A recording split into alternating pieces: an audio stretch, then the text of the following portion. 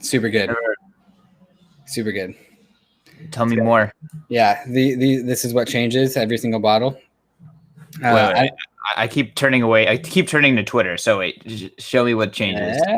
This is the part. It's a really beautiful bottle. Right? Okay. Right? Okay, yeah. So wait, they just changed the little label, and then they always have the same. Dank IPA, Pale IPA, Citrus IPA, and they're all fantastic. Okay. I mean, I like IPAs. Should try them all out. Yeah. I feel like sometimes me and you differ when it comes to like, I'm actually just a beer snob, you know, like, or not even a snob. I'm not a snob. I'm basic. How about that? I'm a picky beer drinker. I like IPAs and I like shitty lagers, and that's kind of it. I'm kind of picky, but I feel like everyone's picky with the beers that they like. I guess, but like I just no stouts, no peanut butter, pumpkin. I can't handle anything with like exotic flavors. I don't like dark beers. Okay, then we're on the same page then. Yeah, I mean, like coffee beers. That St. Archer's. You turned me on to St. Archer's. That's some good shit. St. Archer's IPA and St. Archer's Blonde is also fantastic. I could do blonde sometimes. I'm kind of scared of wheat beers too. Like I'm kind of a picky fuck. I don't like light beers and I don't like dark beers. I just like the middle ground, hoppy, pale, and then I also like gozes and sours as well. What up? POV Crypto is now beer talk. Cheers, everyone. It's amateur bad takes on beer. Hey, if we're talking about citrus and piney IPAs, I am more than an amateur. I'm better than an amateur. I'm an amateur with everything else. Definitely not an expert, though. Well, I'm drinking a hazy IPA. I think the only thing good about Sierra Nevada is the Pale Ale. Really? I'm not the biggest fan of the Pale Ale. Really? I like the Torpedo. Torpedo's good. Torpedo's good. That's a powerful beer. Yeah, that is a powerful beer. That's like 9% or something. Something crazy high. Something like that. It's let's just say I would not recommend drinking multiple of them at a festival. Yeah. They're not Coors Lights. Yeah, no, they are. They pack a punch. All right, shall we get into it? Let's do it. Welcome, everyone, to POV Crypto, the only podcast that both Bitcoiners and Ethereans listen to. I'm David Hoffman, here with my buddy Christian. Christian, how you doing? It's been a long-ass day, and there's no end in sight. So just going to keep rolling, and the next few hours we'll be drunk. Dude, there are only long days in crypto media. There are no short days in crypto media. I think that's what I've learned. Every single media person in this industry is busy as fuck. And I can speak from experience on that one. Yeah. So how's the first, it's been like 6 months since you've been full-time? How many months? Bankless? No, except from September. So basically 1 quarter. We've been a company for 1 quarter. Mm-hmm. Nice. Been a hell of a quarter. Yeah, it's been a hell of a quarter. That's for sure. I mean, granted, it's not like the company started, or the roots of the company didn't start in September. Like Ryan started the newsletter even earlier than that. We started the podcast earlier than that. So it's not like we just exploded out the door, but still not a bad first quarter. Yeah. Congrats. I mean, it definitely wears on me. So I know why Pete Rizzo moved on from CoinDesk, and there'll be a time where someone else will have to take up the mantle at Bitcoin Magazine. But so far it's a fun grind for sure. Yeah, and it kind of just makes sense because crypto is getting headlines again, especially in 2020. 2020 is when we saw crypto headlines start to become a thing again. So it kind of makes sense that the internal media and advertising ecosystem starts to heat up. Anyways, Christian, what are we going to talk about today? Should we get into it? Yeah, so I mean, we can kind of talk about prices and stuff, but we've been going back and forth a lot on what is the role of government? How should we organize? We've discussed multiple times that there may be slightly different political tendencies amongst people in the Bitcoin space versus people in the Ethereum space versus people outside of crypto altogether. So, sorry, I'm burping while I'm trying to talk. So I mean, it is a nuanced conversation. Mm-hmm. Yeah. It's something that everyone notices. People tend to gravitate towards Bitcoin, and some other people tend to gravitate towards Ethereum. And it seems to be like they were set on that path even before they came into the industry. And I even think that perhaps that is also true even before people get into crypto at all, right? Certain people gravitate towards crypto, and certain people don't gravitate towards crypto and gravitate towards other things. Some people gravitate towards like the opposite of crypto, which I think is actually like being involved in government, which is kind of how we are getting involved with this Rohan character as an industry. Like Rohan seems to be like the embodiment of like the opposite of crypto.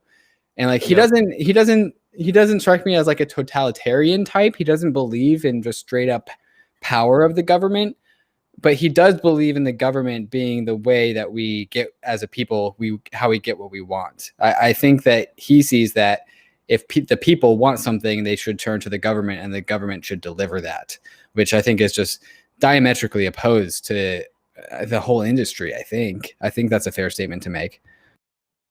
Well, he is an MMTer, and strangely, MMTers diagnose a lot of the issues with the current system that crypto people diagnose, Bitcoiners diagnose.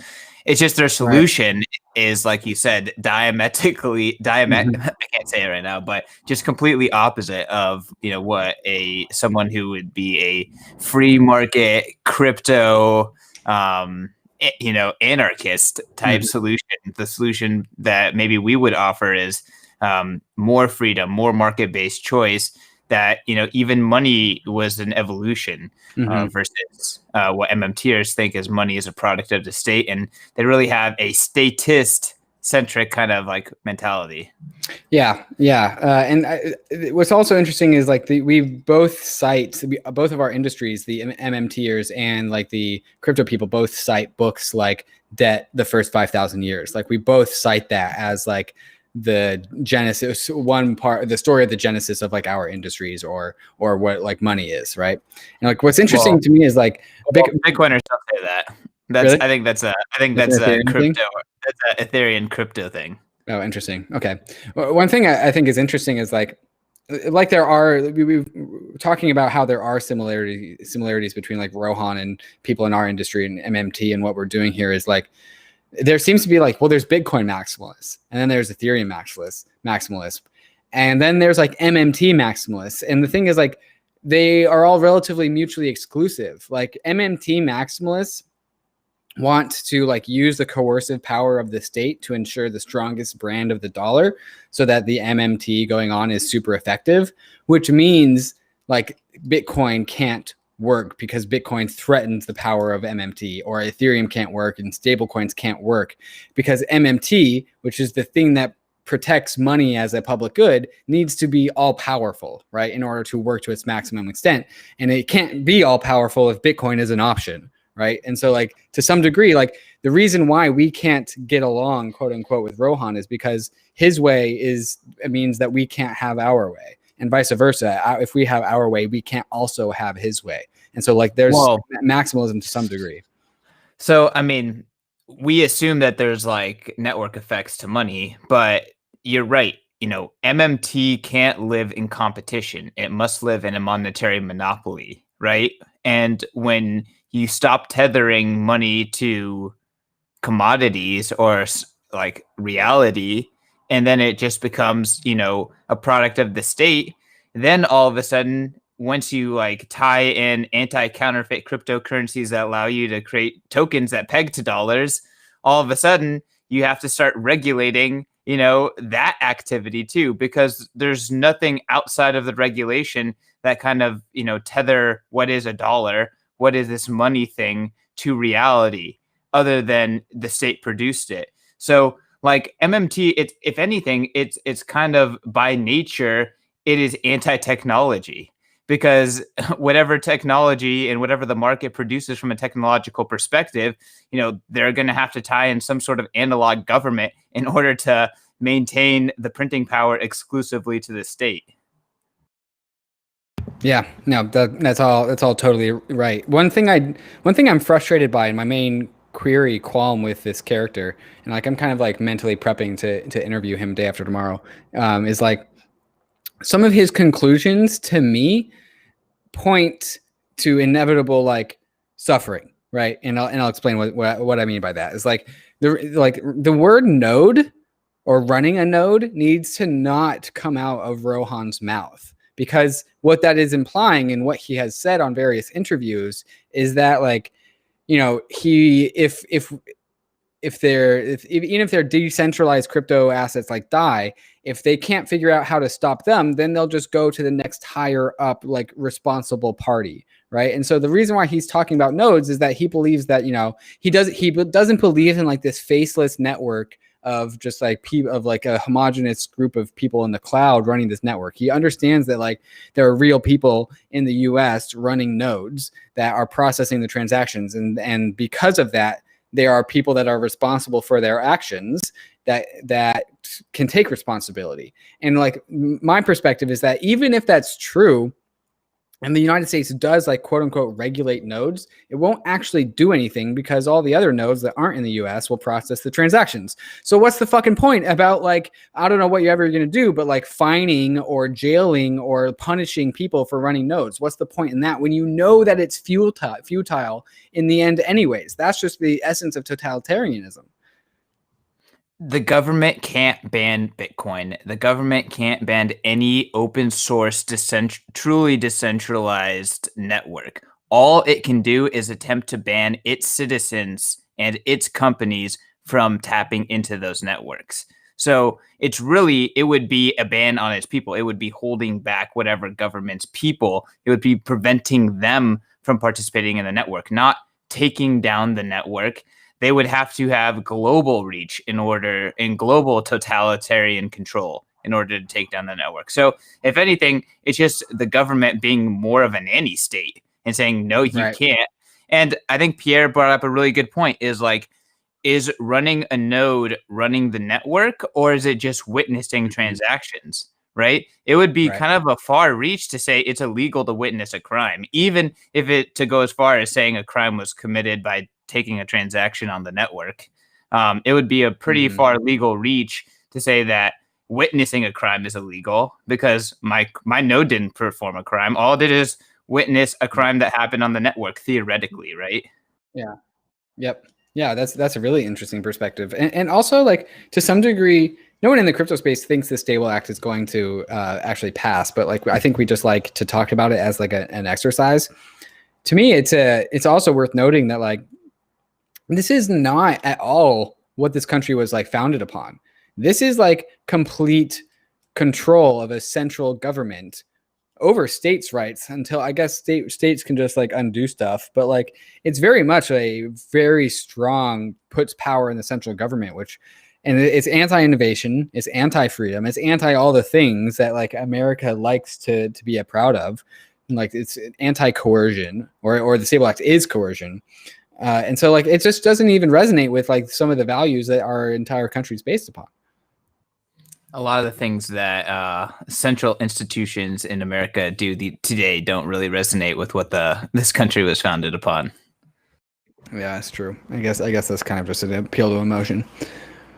I mean, but isn't this kind of the back and forth that me and you have had on Twitter? Like, what is the right way to assess and contain the coronavirus problem, and how do you coordinate all these people? Like, my firm perspective at this point is that we need to push the decision making out to the masses as far as possible. Yeah, and I forwarded you Vitalik's concave versus convex dispositions, and like in some and what you are saying when you say that is you are illustrating a Sorry, 1 second. I want to get this right because I usually get this wrong. I think that you are exhibiting a concave worldview. Concave. Yeah, so I think concave means that it's out and then in. So the idea is that it's like in the middle is taking away, whereas convex in the middle is additive. Wait, no, you are people that think in extremes are convex thinkers. I'm gonna put this in the comments for anyone who's trying to. Oh wait, no, I can't do that on Restream. Sorry. Go to Vitalik's blog, vitalik.ca/general, and in the show notes. And we'll put it in the show notes, convex and concave dispositions. Anyways, one style of thinking is thinking in pragmatic terms, saying like, okay, here's like 7 different perspectives. Let's take the best out of each of them, and then let's formulate an opinion based on that. And then the other one is like, well, let's pick one of the perspectives and let's maximize that one because that's how you get the best ROI. Bitcoiners tend to be the more extreme thinking ones, and Ethereans tend to be the more pragmatic thinking ones. And I think also status would be the pragmatic thinking type, and crypto anarchists or crypto civilizationists or Bitcoiners would be. No, I completely disagree. So I don't know about the Bitcoiner versus Ethereum take. I think that would take a lot more digging into, but I would push back very, very strong that statists are pragmatic whatsoever. If anything, statists are totalitarians. You cannot leave until you get the vaccine. You must wear a mask no matter what. We don't care about the nuances whatsoever. This is the top-down decision, and this is the extreme answer. My answer is saying, you don't fucking know. We need to get as many opinions. We need to maximize the amount of choice so we can arrive at the right decision as quickly as possible. Right? It's about maximizing optionality so we can find reality rather than top-down decision making. Thank God the United States has state rights. Thank God that I can leave California and I can go to Utah, and that people can actually see other states not burning down to the ground, and having different options, right?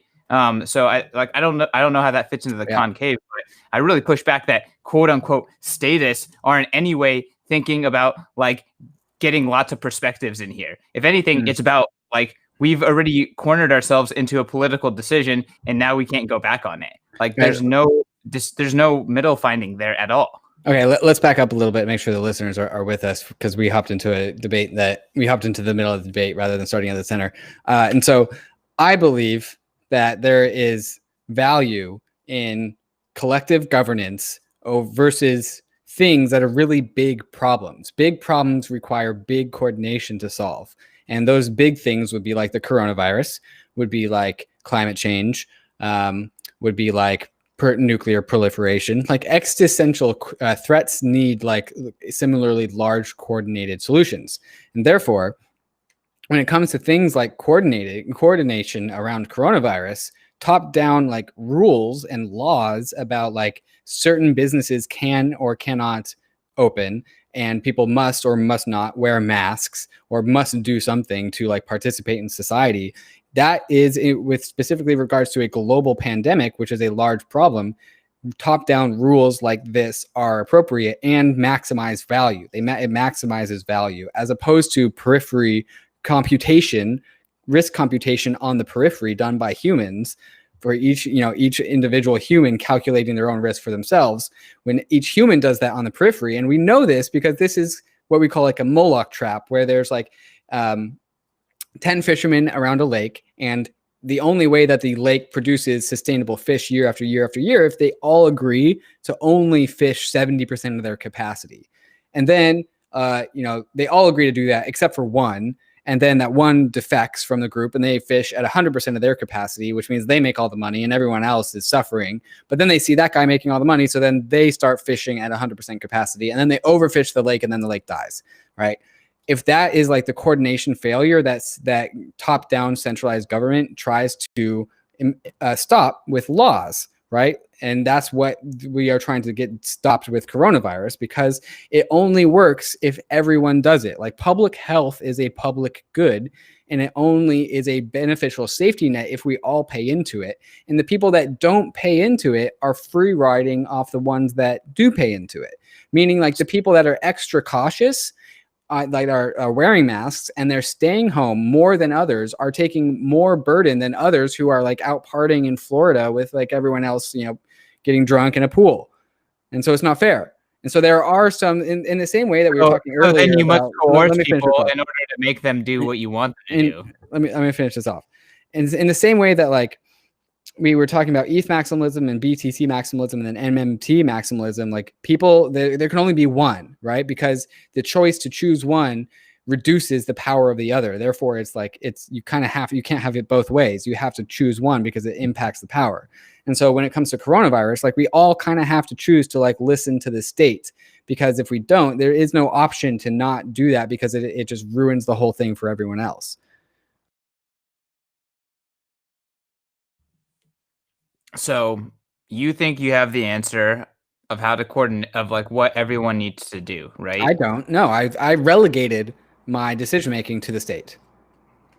That sounds like a personal choice. Okay, so now we need to get everyone to do that effectively in order for your decision making process to work, right? Yes. The state is supposed to be the Schelling point. Yeah. Okay. So, but unless the state actually is the Schelling point, then it's not a good method. And nothing like the definition of insanity is doing something that doesn't work over and over again. So I get that you think that this is a good strategy. And I get that you think that, hey, we need to relegate to this maximally, I guess, neutral entity that's supposed to organize us all. But guess what? The state has broken down. Guess what? There is no social consensus. There is no social scalability around what the state is mandating. So I understand that it's a nice idea and that you think it sounds great, but it doesn't work. It is actually broken. And the only way, just like what Rohan is saying, the only way for it to work is to destroy freedoms, is to attack individuality. So, and it's attack rights and ability to conduct business. Look, I have a tweet here from Republican Eric Solowell, who is he is a dad. He is part of the House Judiciary. He's from California. He's a congressman from East Bay. He's part of the House Judiciary Committee and the House Intel Committee. And the tweet is from March 3rd. Stop wearing face masks, period. Hashtag coronavirus. So on March 3rd, the person who works for the House Judiciary Committee and the House Intel Committee is top down telling people to stop wearing masks. And this was a blanket initiative by everyone in the government when the market knew we should wear masks. And then guess what? Then they flipped, right? Once they got their masks, then they flipped, oh, hey, guess what? You should wear masks. We were just saying not to do that until we got all our masks for the government. They flipped on it, and then they completely politicized wearing masks. And then it no longer became about public health. It just became about totalitarian control. And it no longer became about the facts, and it no longer came about like what is best to, hey, we need to virtue signal some politics in order to do this thing. Like right now, every single Bay Area city has shut down preemptively because they want to support Gavin Newsom. So Gavin Newsom said, hey, this is the shutdown threshold.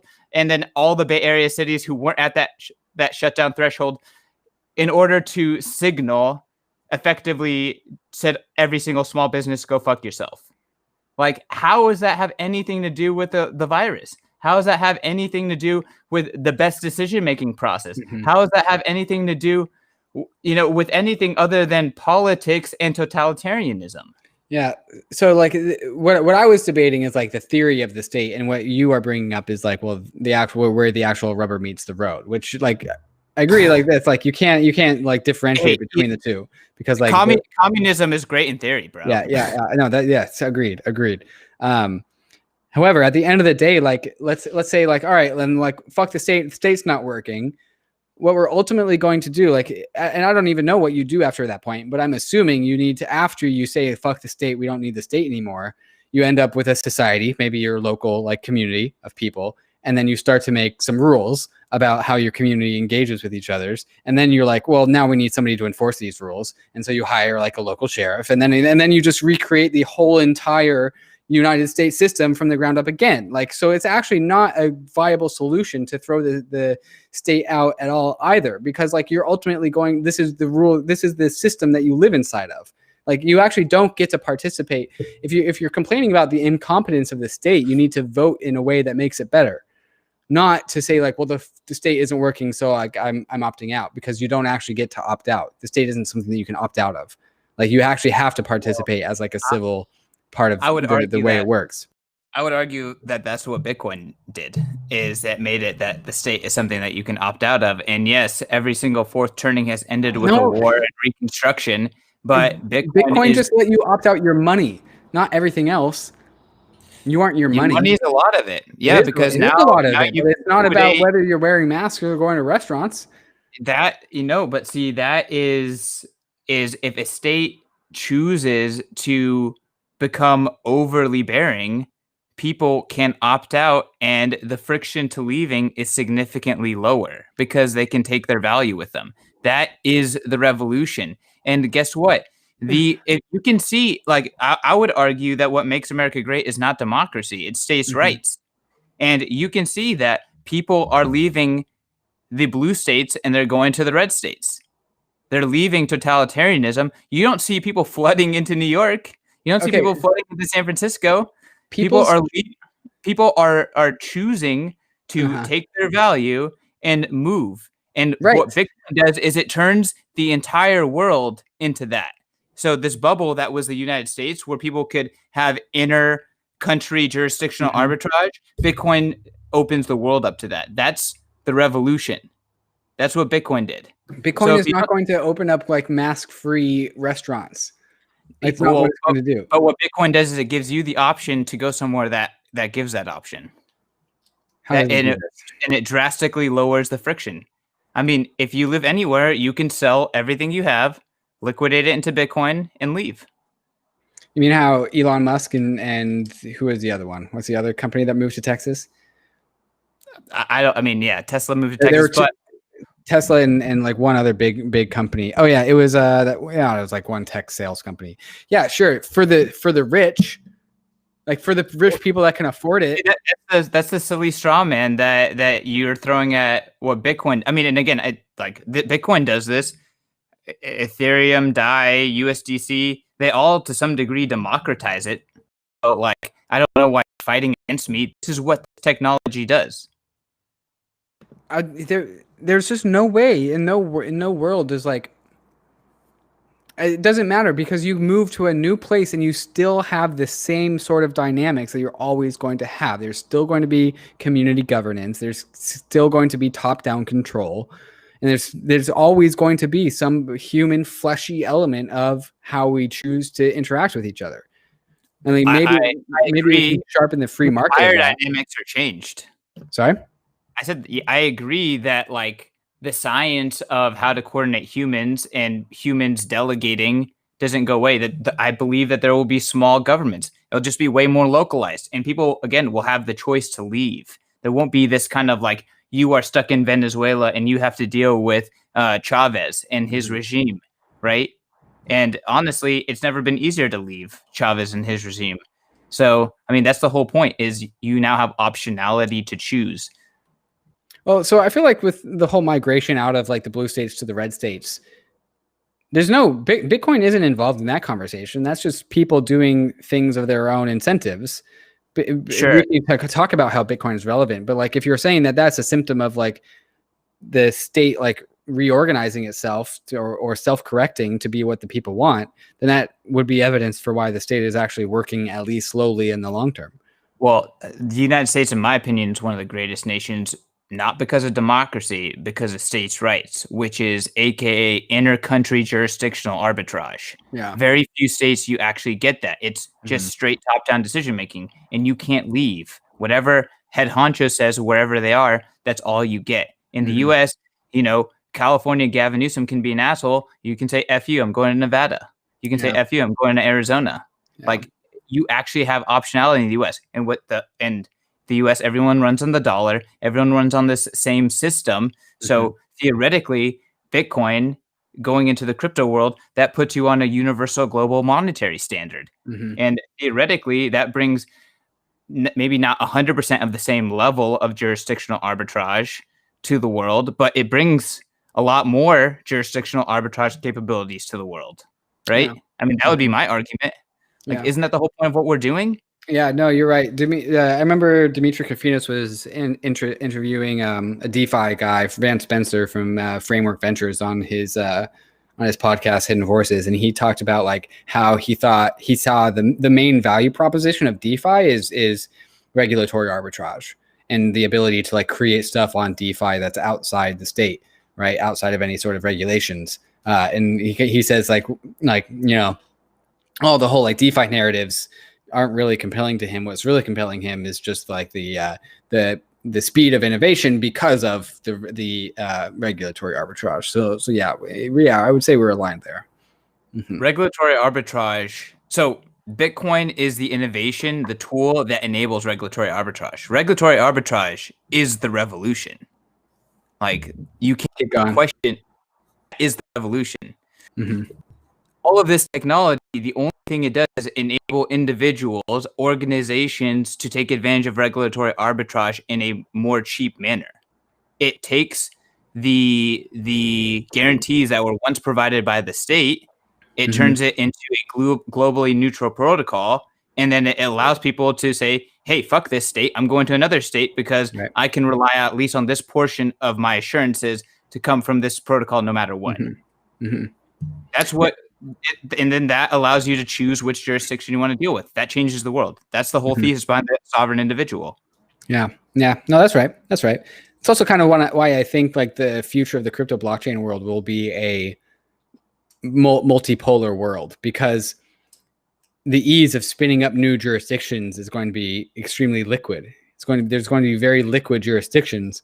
And so there's infinite varieties of jurisdictions to, migrate to. This is what Balaji is talking about with his whole like crypto civilization thing. Yeah, did you read my sovereign company thesis? I did. Yes, I did. And that fits into that too. Yeah. My main qualm with your sovereign company thesis is that all of that infrastructure is probably more attractive if it was DeFi. Like all the same theses, but DeFi behind it instead of Bitcoin.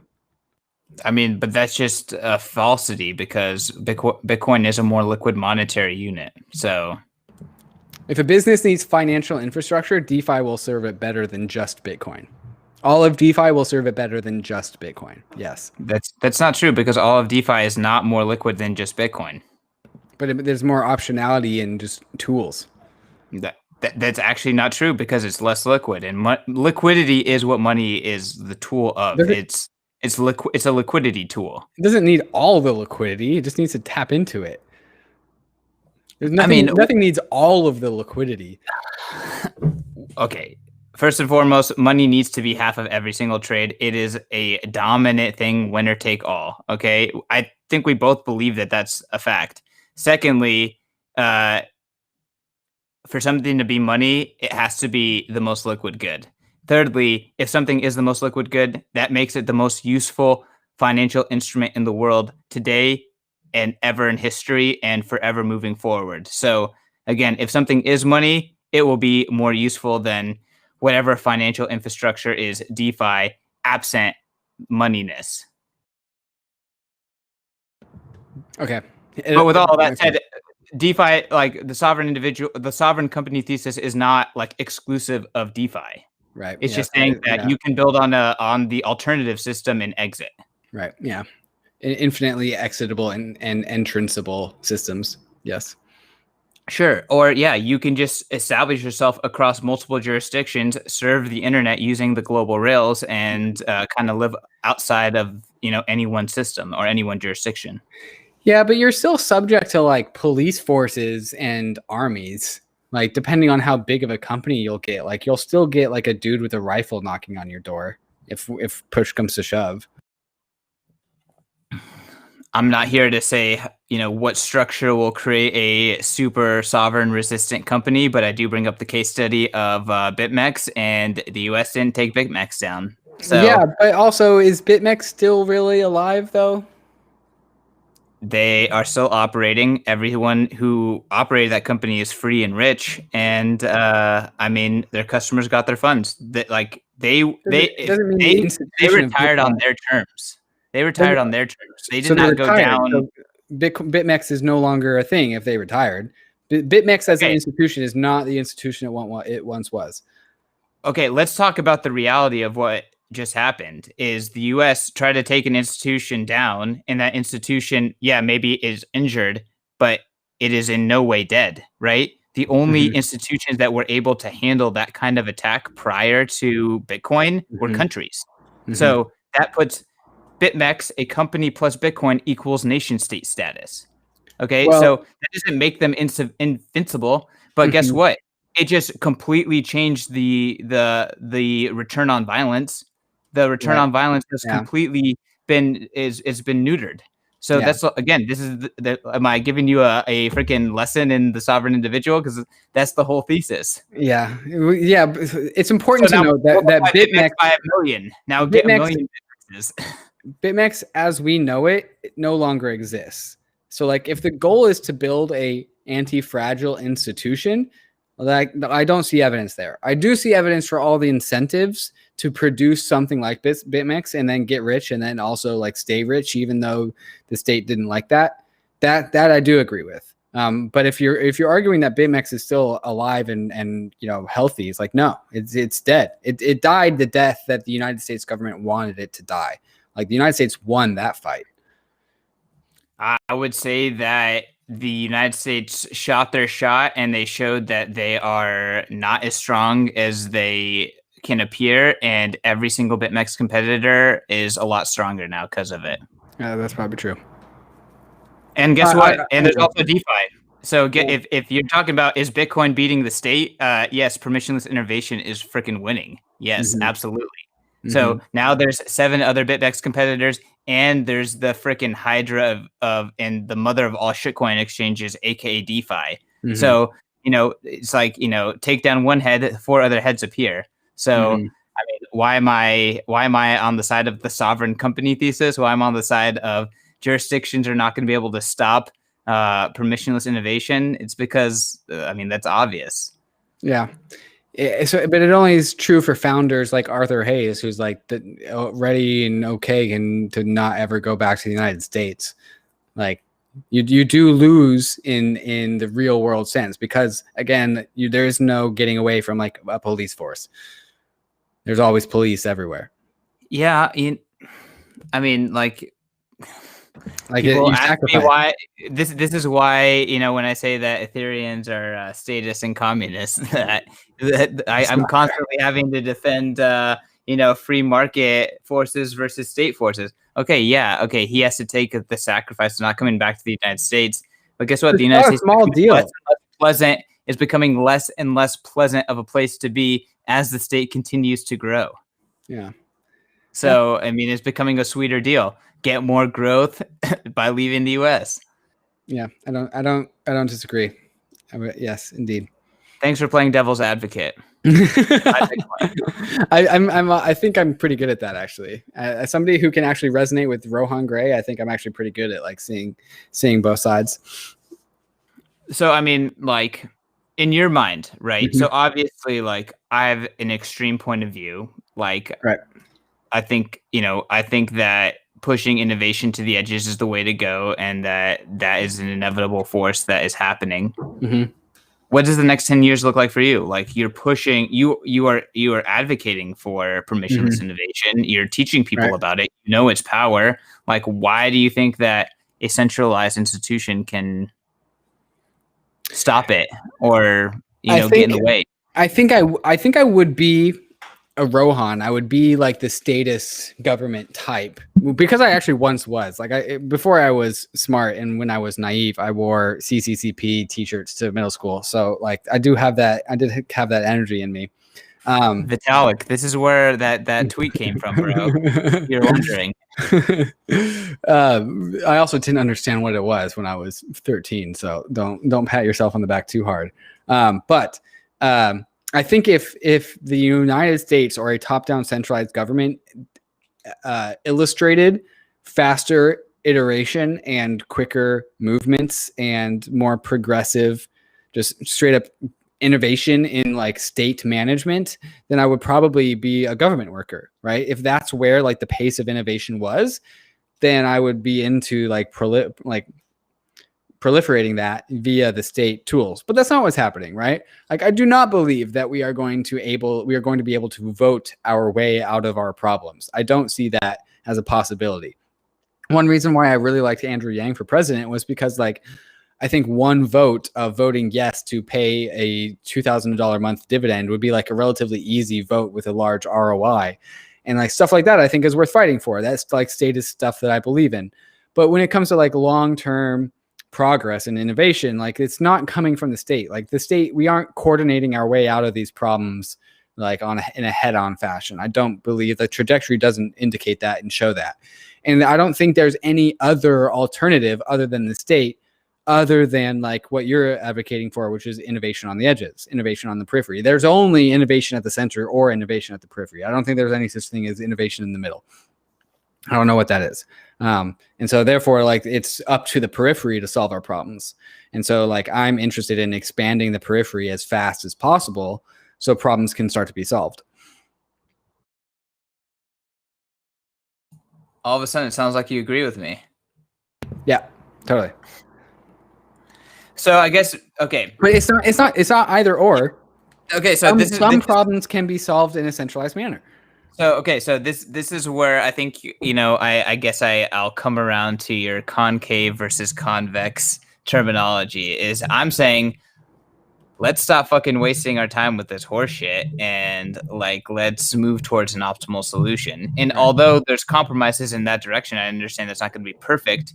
You know, that's the reality. But you're willing to play both ends, right? You're willing to say, let me go full statist now and let me go full market in the future at the same time. Yeah. There are some things where we can go full statist, which are the things that we need to get done so that we can be appropriately enabled and have the capacity to go full crypto anarchist, crypto civilization, full innovation on the edges. Yes. Like every single ideologue or ideology, whether it's crypto anarchy or whatever, or statism, needs to go after the low hanging fruit. And if they all do that, then everything works out. And that's what I believe in. I believe in low hanging fruit for statism, and I believe in low hanging fruit for the opposite of that. Yeah, I mean, I don't know. It's just difficult to tell when you've gone too far in one direction, right? When you're playing both sides, it's just a lot cleaner just to play one side and be consistent. Yeah. But I have to say, I do kind of come around to what you're saying. It's impossible to be completely one without being an absolute lunatic, right? Like, if you are 100% Bitcoiner, like Bitcoin maxi, and 0% statist, like, I literally at the craziest of extremes where you're like, you're not paying taxes, you are like, you don't comply with traffic laws, like you turn into a crazy individual. Like, even Pierre Richard, like, still drives on the right side of the road, and he still stops at red lights. Like, he still follows the rules of the state. Like, no matter how, like, crazy Bitcoiner maxi you want to become, like, you're still going to, like, you know, follow laws. Okay, but are laws because of the state, or is laws just a social scalability thing, right? And like, yeah, you can decide, like, hey, I want to be socially scalable without, like, quote unquote, giving up all of my freedoms, right? So I mean, it's a nuanced debate, of course. We've been rolling for a minute here. Do we want to keep going on this? Like, I mean, this is a lot more philosophical. I have one last thing to bring up, and then we can wrap it up. I'm reading this book called Your Next Government, and it starts off with a really compelling intro where it talks about how if you want to ask, or if you want to figure out what the most valuable thing in the world is, the answer, according to this book, and depending on how you like draft it up, is the rule of law. Whereas, like, the countries that have established rule of law are the most valuable countries. And Nick Carter wrote about this actually not too long ago in an article where he talked about the association with, like, the way that people follow laws and GDP. And GDP growth follows the rule of law. And, like, one thing I'm bullish on is, like, Ethereum and Bitcoin, what are they other than just, like, their own native rules of law that people opt into, right? That's what they are. But also, the nation state also provides rule of law. And so, like, it's worth cultivating both the nation state and Bitcoin at the same time. Like, these things can be done in parallel. This is where I would push back, is we have entered into the realm where nation states are also the ones who break the rule of law the most, right? They break the common law. They break the expectation. Yeah. Okay. So, then that's where the issues emerge. If a nation state was perfectly consistent on the rule of law, then I would agree that, hey, let's cultivate the nation state in order to cultivate the rule of law. But no, our goal is to cultivate assurances, to cultivate the, like, social scalability across time and across people and across generations in the most fair way possible.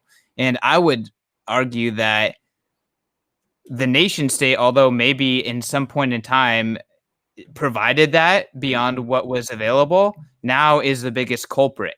The nation state is constantly the one who's violating rule of law, Right. human rights, all of those things. So I don't know. Like, I personally think that we're getting to post democracy. We're getting to a new nation state level because technology is driving us in that direction. Well, I think if you think that the nation state is furthest off from responding and resonating with the rule of law, then that is actually where we should put our attention to, because it's the biggest problem. Like, the biggest problem is that the nation state should follow the rule of law, and they aren't doing that. And so when it comes to like cultivation, Bitcoin is going to happen on its own.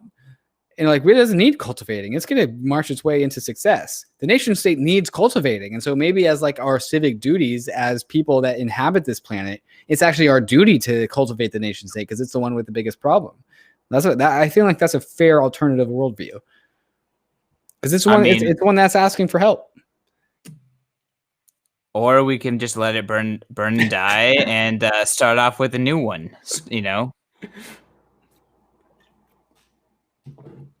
Sure. You got to burn it down sometime, bro. Yeah, you're not wrong. You do have to burn it down sometimes. All right, y'all. Should wrap this up? Yeah, if you like nuanced conversations that go beyond Bitcoin and go beyond even our reasonable expertise, subscribe to POV Crypto. Make sure to follow me at CK_Snarks and at Bitcoin Magazine. You can follow me at Trustless State, both on Twitter and on Bankless. Thanks, everyone, for tuning in. How do we stop recording? You have to